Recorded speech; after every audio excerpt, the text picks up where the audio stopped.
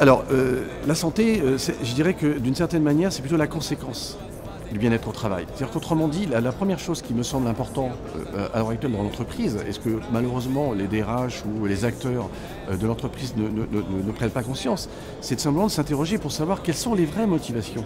Il y a un certain nombre de réalités qu'on peut rencontrer et qui sont très simples, qui sont connues, mais qui malheureusement sur lesquelles on ne porte pas suffisamment attention. C'est d'abord, les gens ont du mal en fait à imaginer que le travail qu'ils effectuent dans l'entreprise va répondre à un processus, va répondre, comment dire, à une démarche qui va derrière aboutir à un résultat, à quelque chose de concret. Cette concrétisation-là, ils en ont besoin.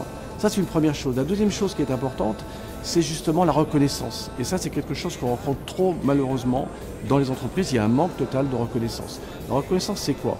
C'est simplement déjà de dire merci quand quelqu'un vous apporte un dossier ou réalise un travail.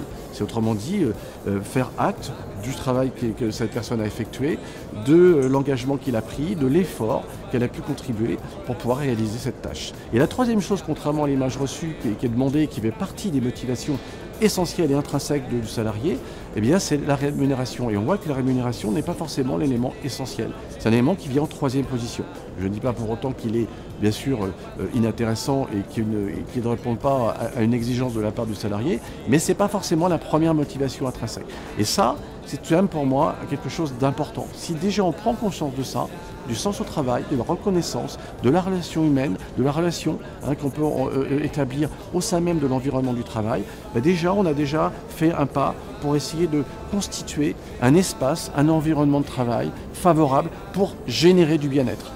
Mais ce n'est que la conséquence.